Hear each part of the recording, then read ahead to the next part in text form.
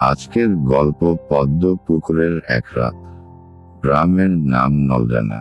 এই গ্রামের পাশে একটা পুরনো পুকুর আছে, সবাই চেনে পদ্ম পুকুর নামে।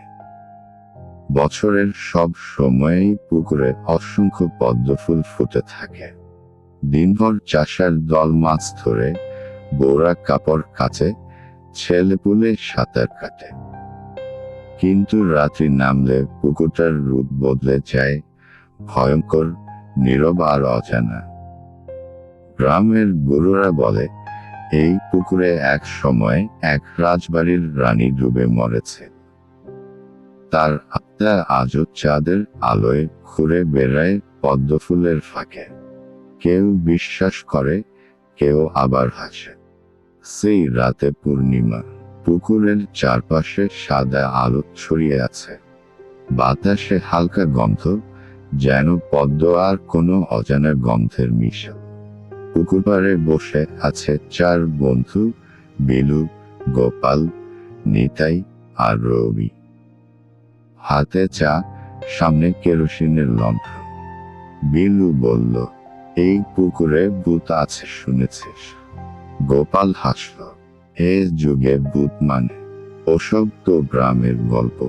কিন্তু তখনই বৃদ্ধ হরিচরণ কাকা এসে বসলেন ওদের পাশে।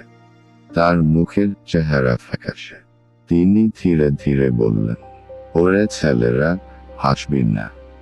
আমি নিজ চোখে দেখেছি রানীর সেই ছায়া।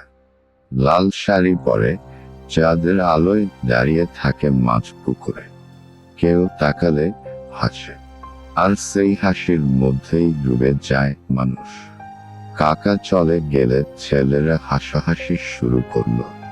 তবু রবির বুকের ভেতর কেমন যেন একটা ঠান্ডা কাঁপুনি ধরল। রাত তখন প্রায় 10:30। চারদিক নিস্তব্ধ। হঠাৎ হাওয়া থেমে গেল। লণ্ঠনের আলো কাঁপতে লাগলো। তারপর, ওই কেউ আছে? একটা মেয়েলি গলা ভেসে এলো পুকুরের দিক থেকে। সবাই তাকিয়ে দেখল, মাঝ পুকুরে এক নারী দাঁড়িয়ে আছে ছোট্ট নৌকার উপর। চাঁদের আলোয় দেখা যায়, সে লাল শাড়ি পরা, চুল ভিজে কাঁধে লেগে আছে। চোখ দুটো ঝলমল করছে। নিতাই ভয় পেয়েও জিজ্ঞেস করল, কে আপনি এত রাতে পুকুরে? নারীটি ধীরে ধীরে বলল, আমাকে একটু তীরে নামিয়ে দেবে? তার গলার আওয়াজে এমন এক ঠান্ডা ভাব যে সবার শরীরে কাঁটা দিয়ে উঠল। রবি ফিসফিস করে বলল, চল যাই, এটা মানুষ নয়। কিন্তু বিলু বলল, দাঁড়া দেখি, নৌকাও তো আছে। হয়তো সত্যি কেউ সাহায্য চাইছে।